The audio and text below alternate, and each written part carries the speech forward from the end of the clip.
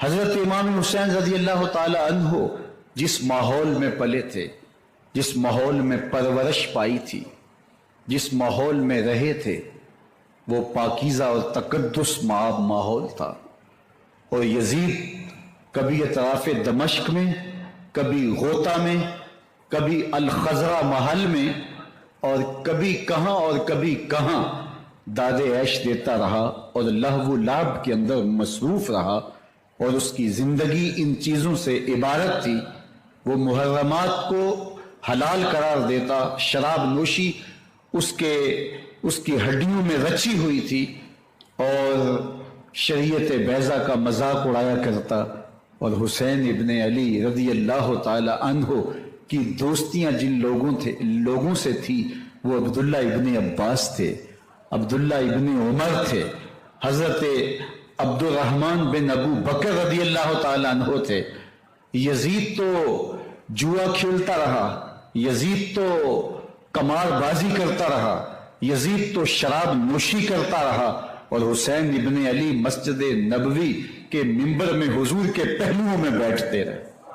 زمانے نے وہ منظر دیکھا کہ سرخ رنگ کے جوڑے پہنے ہوئے حسنین کریمین حجرہ فاطمہ سے نکلتے ہیں، کم عمری کی وجہ سے کبھی گرتے ہیں، کبھی سنبھلتے ہیں، اور آقا کریم خطبہ ارشاد کر رہے ہیں، خطبہ چھوڑ کے حضور نے شہزادوں کو اٹھا لیا۔ وہ منظر بھی زمانے نے دیکھا۔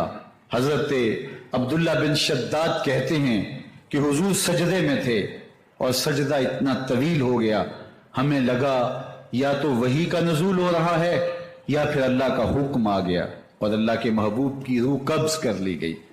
لیکن میں نے جب نظریں اٹھا کے کنکھیوں سے دیکھا تو کیا منظر تھا کہ حسین ابن علی حضور کی پشت پہ بیٹھے ہوئے اور میرے آقا سجدے کو طول دے رہے ہیں۔ اللہ اکبر! حسین کے لیے پیغمبر کے سجدوں کو طول دیا جا رہا ہے۔ حسین ابن علی کبھی منبر پہ حضور کی اطراف میں بیٹھتے ہیں۔ وہ منظر بھی دنیا نے دیکھا کہ حضور کے مبارک کندھوں پر حسین ابن علی بیٹھے ہیں اور حضور کی زلفوں کو پکڑا ہوا ہے۔ تو حضرت عمر رضی اللہ تعالیٰ عنہ دیکھ کے کہتے ہیں، واہ واہ کیسی سواری میسر آئی حسین ابن علی کو۔ تو میرے آقا مسکرا کے کہتے ہیں، عمر سواری دیکھتے ہو، سوار بھی تو دیکھو۔ اللہ اکبر! حضرت اسامہ بن زید بن حارثہ رضی اللہ تعالیٰ عنہ فرماتے ہیں، رات کا ایک پہر گزر گیا اور مجھے حضور سے کوئی کام تھا۔ میں آقا کریم کی خدمت میں حاضر ہوا، در دولت پہ دستک دی۔ حضور تشریف لائے تو چادر اوڑی تھی، بکل کی ہوئی تھی میرے حضور نے۔ تو میں نے اپنی حاجت کہی تو حضور نے میری حاجت پوری کر دی۔ لیکن ایک منظر میں نے دیکھا کہ حضور نے جو چادر کی بکل فرمائی تھی، اس کے اطراف میں پہلوؤں میں ابھار تھے، جس طرح اندر کوئی ہو۔ مجھ سے نہ رہا گیا، میں نے پوچھ لیا۔ میں نے کہا، بندہ نواز چادر کے اندر کیا ہے؟ فَكَشَفَهُ، تو حضور نے چادر کو کھول دیا۔ فَإِذَا الْحَسَنُ وَالْحُسَيْنُ عَلَىٰ وَرِكَيْهِ، تو کہتے ہیں میں نے اپنی آنکھوں سے دیکھا، ایک پہلو سے امام حسین لپٹے ہوئے تھے، ایک پہلو سے امام حسن لپٹے ہوئے تھے۔ فرمایا، یہ میرے بیٹے ہیں، یہ میری بیٹی کے بیٹے ہیں، اے اللہ میں ان سے پیار کرتا ہوں، تو بھی ان سے پیار کر، جو ان سے پیار کرے اس سے بھی پیار کر۔ ان کی محبت کا درس دیا، ان کے پیار کا سبق پڑھایا، کہا ان سے پیار کرنے والا میرے سے پیار کرنے والا ہے، ان سے بغض رکھنے والا میرے سے بغض رکھنے والا ہے۔ ان کی تکلیف حضور کو بے چین کر دیتی تھی۔ حضرت سیدہ فاطمہ الزہرا رضی اللہ تعالی عنہ کے گھر کے قریب سے گزرے تو حضرت امام حسین کے رونے کی آواز آ رہی تھی۔ تو آقا کریم علیہ السلام نے فرمایا کہ فاطمہ حسین کو چپ کرواؤ، الا تعلمی ان بقاءہ یؤذینی، تو جانتی نہیں حسین کا رونا مجھے دکھ دیتا ہے۔ حسین ابن علی کو حضور رونے نہیں دیتے تھے، ان کو دکھی نہیں ہونے دیتے تھے، کیونکہ رسول اللہ صلی اللہ علیہ وسلم جانتے تھے کہ یہ کتنے دکھ سہے گا، کتنی تکلیفوں سے گزرے گا اور کتنے مصائب سہے گا۔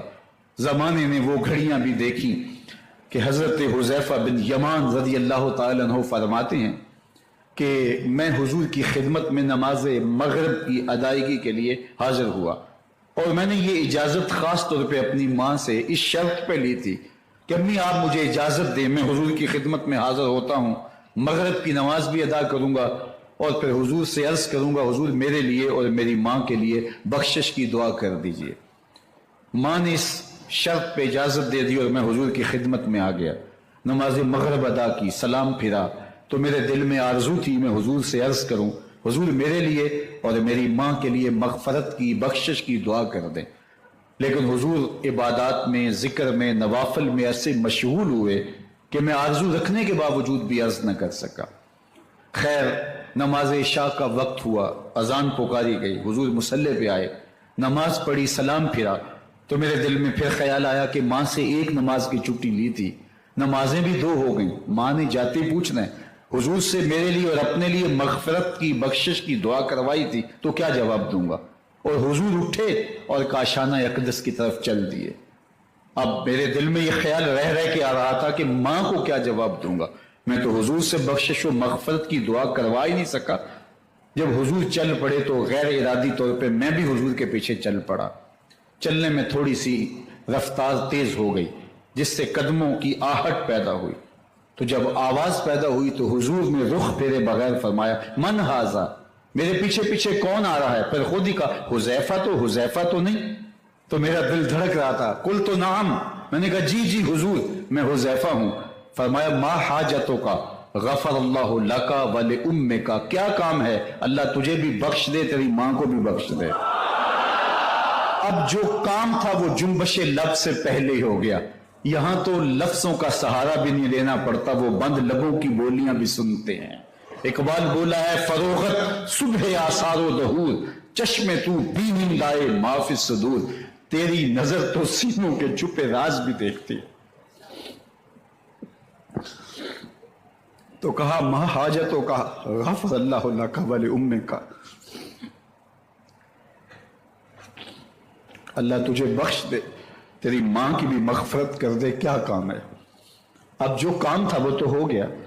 تو میرے حضور نے ارشاد فرمایا حذیفہ سنو، ابھی ایک فرشتہ آیا ہے جو اس سے قبل دھرتی پر پہلے کبھی نہیں آیا، آج پہلی مرتبہ اللہ سے اجازت لے کے 2 کام کرنے آیا ہے، ایک تو مجھے سلام کرنے آیا ہے اور دوسرا خوشخبری دینے آیا ہے کہ آپ کی بیٹی فاطمہ جنتی عورتوں کی سردار ہے اور حسن اور حسین جنتی جوانوں کے سردار۔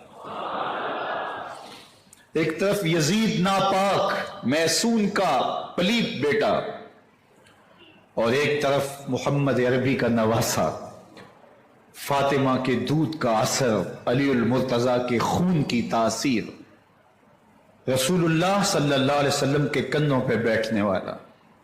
ایک دن حضور نے امام حسین رضی اللہ تعالیٰ عنہ کے ہاتھ پکڑ لیے اور ان کے پاؤں اپنے پاؤں پہ رکھے اور پھر فرمایا بیٹے آگے بڑھو، اور ان کے پاؤں حضور کی پنڈلیوں پہ آئے، پھر کہا بیٹے اور آگے بڑھو، حتیٰ کہ ان کے پاؤں حضور کی رانوں پہ آئے، پھر فرمایا بیٹا اور آگے بڑھو، تو ان کے پاؤں حضور کے مبارک بطن اقدس پہ آئے، پھر بازوں کو کھینچ کے اپنے قریب کیا اور حسین ابن علی کے منہ میں اپنی زبان رکھ دی اور وہ اس طرح چوس رہے تھے جس طرح کھجور چوسی جاتی ہے۔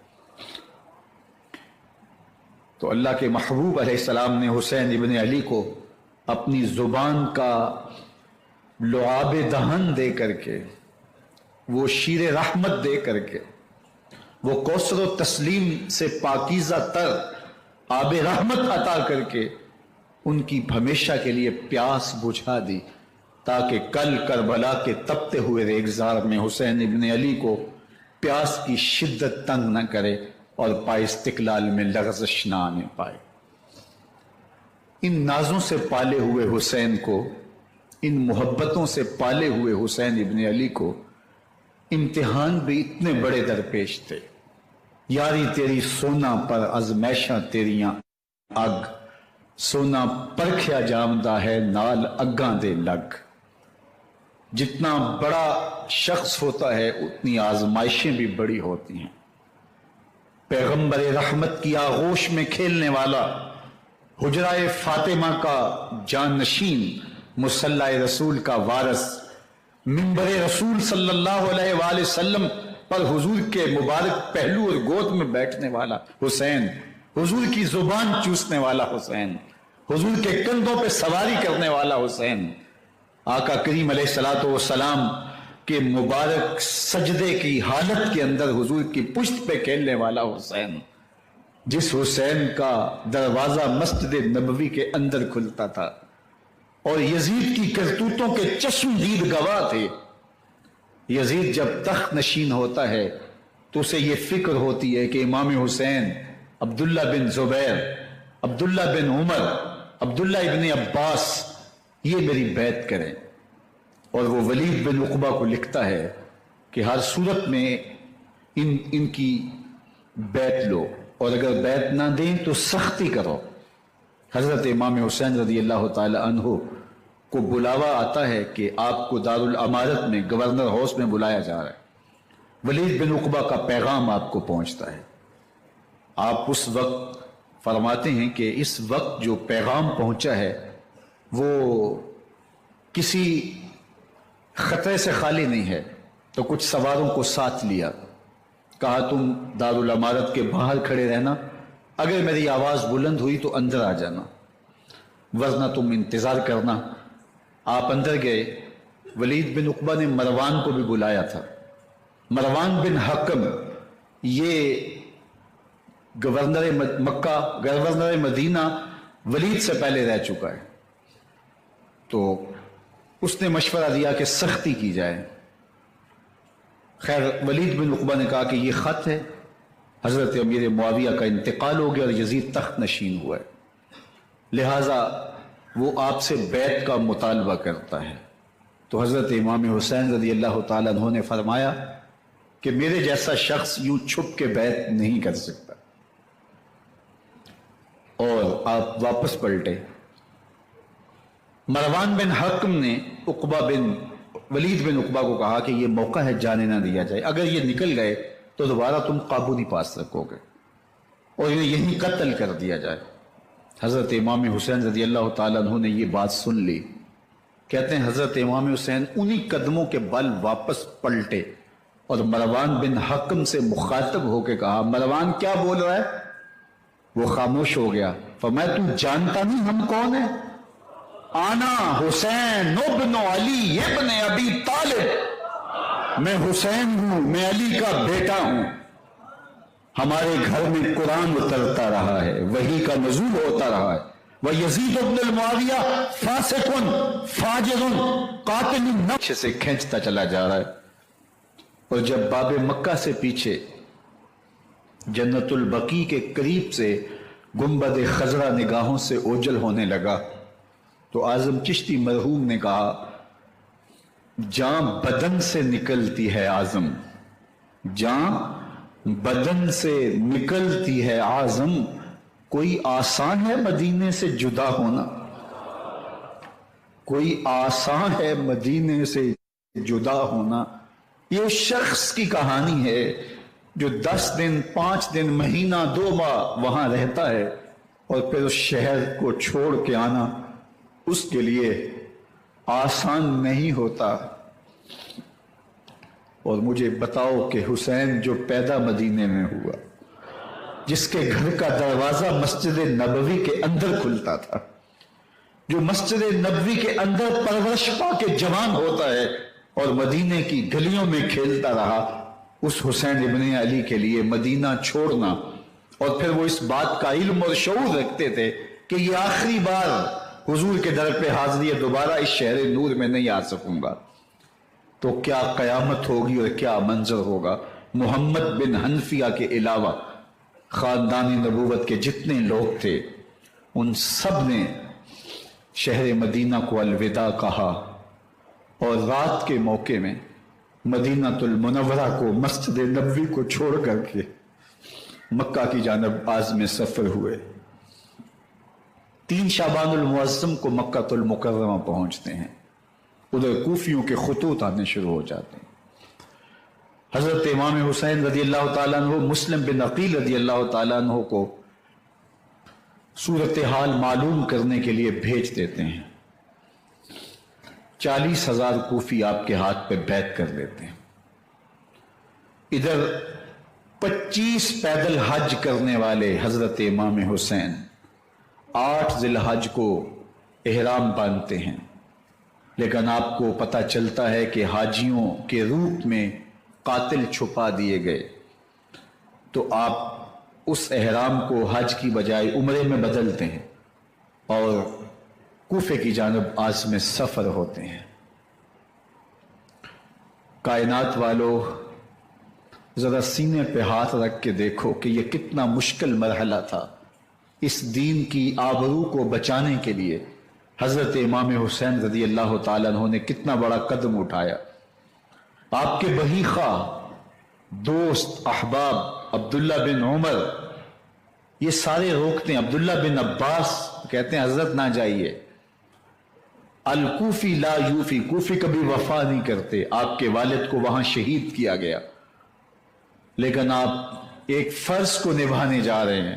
میرے غم گسارو، میرے مہربانوں، نہ روکو مجھ کو جانے دو، مجھے نانے کے دی کی ڈوبتی کشتی بچانے دو۔ میں جاتا ہوں کہ دنیا پر وفا کا نام رہ جائے، میں رہوں نہ رہوں پر عظمت اسلام رہ جائے۔ میں نہیں جاتا تو نبی کے گھر کی آگ جاتی ہے، میں نہیں جاتا تو نبی کے گھر کی آگ جاتی ہے، تمہارا دین جاتا ہے، میری غیرت ایمان جاتی ہے۔ حضرت امام حسین یہاں سے چلتے ہیں، ابھی راستے میں ہی پہنچتے ہیں کہ یہ خبر آتی ہے کہ کوفے والوں نے بے وفائی کر دی۔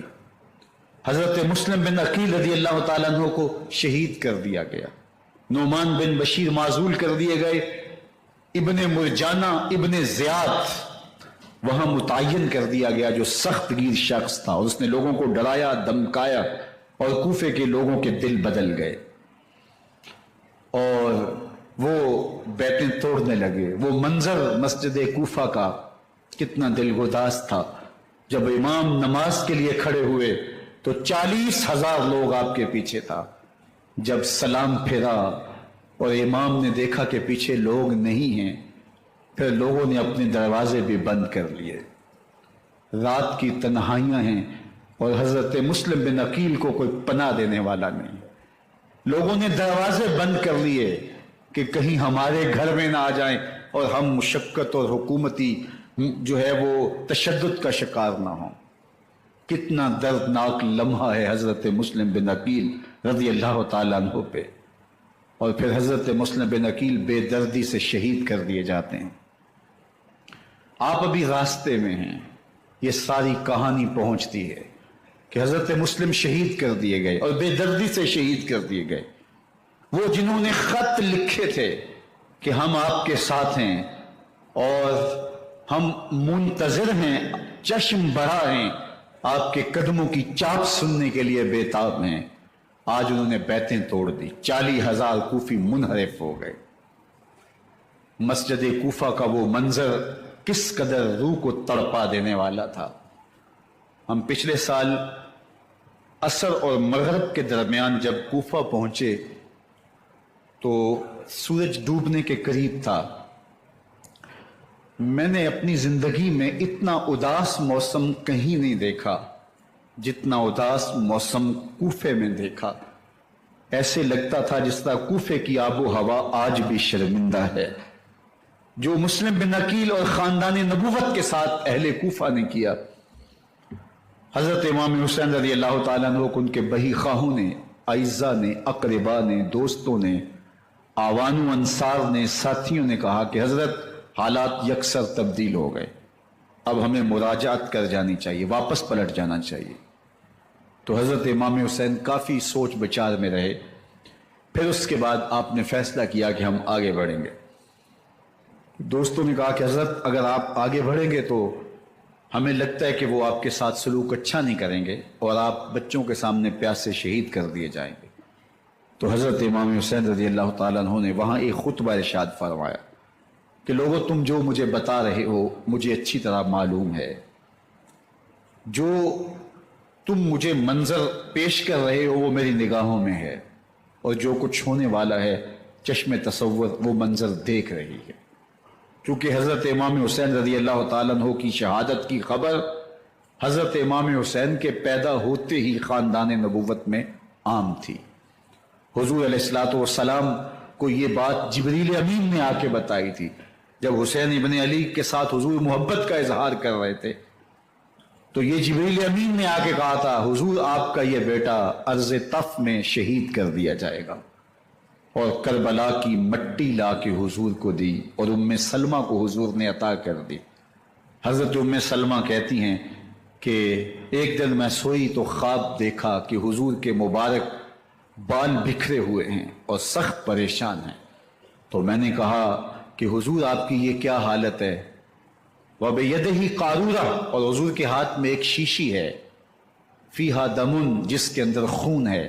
تو میں نے کہا حضور یہ کیا؟ فرمایا میں قتل گاہ حسین سے آ رہا ہوں اور یہ حسین ابن علی کا خون ہے۔ تو کہا 10 محرم کا دن تھا، دوپہر کا یہ منظر تھا، میں قیلولہ کر کے اٹھی، جب میں نے دیکھا تو وہ شیشی جس میں کربلا کی مٹی رکھی تھی وہ خون بن چکی تھی۔ تو یہ خبر پہلے دی گئی تھی، یہ بتا دیا گیا تھا۔ فرمایا میرے دوستو جو تم مجھے بتاتے ہو میں اس سے بے خبر نہیں ہوں، یہ سب کچھ ہونے والا ہے، لیکن اس کے باوجود میں کیوں جا رہا ہوں؟ تو آپ کا ایک تاریخ ساز جملہ ہے جو کربلا کے فلسفے کو ہمارے سامنے رکھتا ہے کہ یہ اتنا بڑا امتحان کیوں دیا۔ حضرت امام حسین رضی اللہ تعالیٰ عنہ نے فرمایا وَلَكُمْ فِيَّ أُسْوَةٌ، میں اس لیے جا رہا ہوں قیامت تک ظلم، جبر اور ناانصافی کے خلاف کھڑے ہونے والوں کے لیے کوئی نمونہ تو ہو۔ میری زندگی قیامت تک ظلم، جبر اور استحصالی نظام کے خلاف کھڑے ہونے والوں کے لیے نمونہ ہے۔ تو حضرت امام حسین رضی اللہ تعالیٰ عنہ نے حق اور باطل کے درمیان ایک سرخ لکیر کھینچ دی اپنے خون سے۔ اب حق اور باطل کا امتیاز کرنا مشکل نہیں ہے، کوئی باطل پہ اڑا رہے تو الگ بات ہے، لیکن امتیاز کرنا مشکل نہیں ہے۔ حدود بالکل واضح کر دی۔ اقبال نے یہاں کتنی خوبصورتی کے ساتھ اس مضمون کو نبھایا۔ سرخ رو عشق غیور از خون او، شوخی این مصرع از مضمون او، تا قیامت قطع استبداد کر، موج خون او چمن ایجاد کر۔ ایک جہاں آباد کر دیا، حق اور باطل کی راہیں اجال دی۔ اب لوگوں کو یزید کا چہرہ پہچاننے میں دیر نہیں لگتی، وقت کے ہر یزید کا چہرہ آسانی سے پہچانا جا سکتا ہے۔ یہ معرفت زمانے کو کروائی کس نے؟ حسین ابن علی نے کروائی رضی اللہ تعالی عنہ۔ تو حضرت امام حسین نے فرمایا کہ جو میرے ساتھ ہونے والا ہے میں اچھی طرح جانتا ہوں، لیکن میں اس کے باوجود آگے بڑھوں گا۔ پھر بڑھے اور کربلا میں جا کے خیمہ زن ہو گئے۔ 7 محرم کو پانی بند کر دیا گیا۔ پانی بند ہوا تو کھانا بھی میسر نہیں تھا، لیکن ذکر پانی کا ہوتا ہے اس لیے کہ کھانے کے بغیر انسان کئی دن کاٹ لیتا ہے، لیکن پانی کے بغیر گزر نہیں ہوتی۔ تو فرات کی نہر سامنے اپنی موجوں کے ساتھ چمک رہی ہے، لیکن ایک قطرہ آب بھی آل رسول کو نہیں دیا جا رہا۔ کائنات کے اندر ایسے انوکھے امتحان بھی ہوتے ہیں۔ وارثوں ساقیے کوثر کے، مالک ہوں حوض کوثر کے، اور بیٹے ہوں ساقیے کوثر کے، اور آج ایک بوند پانی کی بھی میسر نہ ہو۔ صبر کا امتحان ہے، عزیمت کا امتحان ہے۔ حضرت امام حسین رضی اللہ تعالیٰ عنہ خیمہ زن ہو گئے۔ 3 دن تک پانی بند رہتا ہے۔ 9 محرم کو رات کی تنہائی میں حملہ آور ہونا چاہتے ہیں، لیکن آپ نے کہا کہ ہمیں اللہ کے حضور عبادت اور ذکر کے لیے وقت دیا جائے۔ ساری رات ذکر میں گزرتی ہے، عبادات میں گزرتی ہیں۔ رات کے اندھیرے میں آپ چراغ بجھا دیتے ہیں۔ آیان و انصار کو کہتے ہیں، آوان و انصار کو کہتے ہیں کہ ان کی دشمنی میرے ساتھ ہے، انہیں میرا خون چاہیے۔ اگر تم رات کی تاریکی میں نکل جاؤ تو میں تم سے کوئی مواخذہ نہیں کروں گا، اور یہ بھی تمہارا پیچھا نہیں کریں گے، اس لیے کہ ان کا مطلوب تم نہیں ہو، ان کا مطلوب میں ہوں۔ جب چراغ جلایا تو کوئی بھی نہیں گیا۔ مسلم بن نوسجہ کھڑے ہو کے کہتے ہیں حضرت اگر ہمارے بدن کو 70 بار کاٹا جائے اور جلایا جائے اور ہواؤں میں اڑا دیا جائے پھر بھی آپ کا ساتھ نہیں چھوڑیں گے۔ 70 سال کے بوڑھے ہیں حبیب بن مظاہر، کہتے ہیں حضرت آپ کو چھوڑ کے جائیں کہاں، آپ کو چھوڑ کے جائیں کہاں؟ کوئی ساتھ چھوڑنے کے لیے تیار نہیں ہے۔ پیاس ہے، سخت گرمی ہے، کربلا کا ماحول ہے، 72 افراد اور خاندان کی خواتین میدان کربلا میں خیمہ زن ہیں، دوسری طرف لشکر اعداء اشقیا 22,000 کی تعداد میں مقابلے میں، ایک روایت 30,000 کی ہے۔ ان صرف 72 پیاسے لوگوں کے لیے اتنے لوگوں کو جمع کرنے کا مقصد خوف زدہ کرنا تھا کہ یہ یزید کی بیعت کر لیں، شرط ہے کہ یزید کی بیعت کر لیں، محاصرے توڑ دیں گے، پانی دستیاب ہوگا، اعزاز و اکرام سے نوازا جائے گا، خزانوں کے منہ کھول دیے جائیں گے۔ لیکن حسین ابن علی کہتے تھے سب کچھ لٹ جائے گا، باطل کے ہاتھ پہ ہاتھ نہیں رکھوں گا۔ اللہ اکبر۔ اب صبح طلوع ہوتی ہے، عاشور کا دن چڑھتا ہے، سورج اپنی پوری تمازت کے ساتھ گرمی برسا رہا ہے۔ آج خاندان نبوت کا امتحان زمانے نے دیکھنا ہے۔ رسول اللہ کا لعاب چوسنے والا اس کے صبر کا آج امتحان ہے، حضور کے کندھوں پہ کھیلنے والے حسین کا آج امتحان ہے۔ اللہ اکبر۔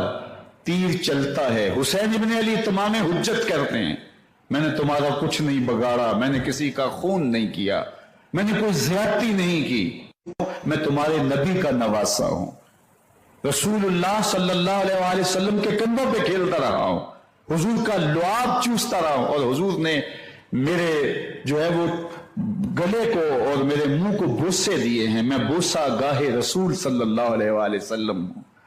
لیکن ان اشقیاء کے دل پر کوئی چیز اثر انداز نہیں ہوتی۔ ایک ہور ہے، اللہ اس کے دل میں نرمی ڈالتا ہے، پہلے تو امام حسین کو گھیر کے لے کر کے آتا ہے، لیکن بعد میں وہ قافلہ یزید سے قافلہ حسین کی طرف آ جاتا ہے۔ امام حسین فرماتے تو دنیا میں بھی ہور ہے، آخرت میں بھی ہور ہے، آزادی مل جاتی ہے۔ باقی 22,000 کا لشکر جرار امام حسین کے قتل کے طرف آئے ہے۔ پھر تاریخ نے خاندان نبوت کا وہ انوکھا امتحان دیکھا۔ حضرت امام حسین کے بچے بالخصوص خواتین پیاس کی شدت میں زبانیں خشک ہیں، حلق خشک ہے، زبانیں کانٹا ہو گئی۔ حضرت سکینہ تڑپ کے اپنے باپ سے کہتی ہیں کہ مجھے 2 سال کے لیے 6 ماہ کے لیے اصغر کی پیاس نہیں دیکھی جا رہی۔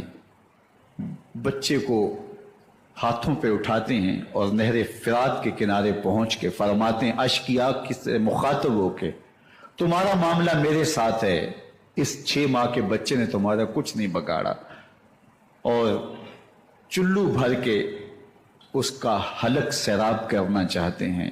ایک 2 شاخہ تیر آتا ہے جو حضرت علی اصغر کے گلے کو چیر دیتا ہے۔ راوی لکھتے ہیں کہ وہ عام تیر نہیں تھا، جانوروں کو شکار کرنے کے لیے جو بڑے تیر ہوتے ہیں وہ 2 شاخہ تیر تھا، وہ گردن کو کاٹ دیتا ہے، خون بہنے لگتا ہے، گردن لٹک جاتی ہے۔ حضرت امام حسین وہ بہتا ہوا خون اپنے چلو میں لیتے ہیں اور آسمان کی طرف اچھال کے کہتے ہیں مالک حسین کی یہ قربانی بھی قبول۔ یہ تماشا لبے بام نہیں ہے، بچہ بیمار ہو ڈاکٹر جواب دے دیں، ماں باپ کے ہاتھ پھول جاتے ہیں، زندگی کی سانسیں ابھی چل رہی ہوتی ہیں، لیکن ڈاکٹر کہے کہ یہ میرے بس کا روگ نہیں ہے، کہیں اور لے جاؤ، تو زندگی کا لف و نشر غیر مرتب ہو جاتا ہے۔ میں سلام پیش نہ کروں حسین ابن علی کو، 6 ماہ کا علی اصغر ہاتھوں میں دم توڑتا ہے، گردن لٹک جاتی ہے، خون بہ رہا ہے، اب خیموں کی طرف بڑھ رہے ہیں، لیکن زبان پہ شکایت نہیں ہے، کہتے ہیں مالک حسین کی یہ قربانی قبول کر لے۔ اب خیموں کی طرف آنا، شہر بانو، ام رباب، سیدہ زینب، حضرت سکینہ سلام اللہ علیہا کا سامنا کوئی آسان کام نہیں تھا، لیکن حسین ابن علی آتے ہیں، شہزادے کو یہاں خیموں کے قریب رکھ کے کہتے ہیں کہ یہ حوض کوثر سے سیراب ہو گیا ہے۔ اللہ اکبر۔ کوہرام مچ جاتا ہے خیموں کے اندر، کیا منظر ہوگا، اور ان کو کن الفاظ کے پیرائے میں ڈھال کر کے ان کیفیات کو بیان کیا جا سکتا ہے جو اہل بیت کے خیموں کے اندر علی اصغر کی شہادت کے بعد کا منظر رقم ہو رہا ہوگا۔ اللہ اکبر۔ ادھر اشقیاء آوازیں دے رہے ہیں، مبارزت کے لیے پکار رہے ہیں۔ زمانے نے پھر وہ منظر بھی دیکھا کہ جوان بیٹے کو 18 سال کی کمائی حضرت امام حسین میدان عمل میں بھیج رہے ہیں۔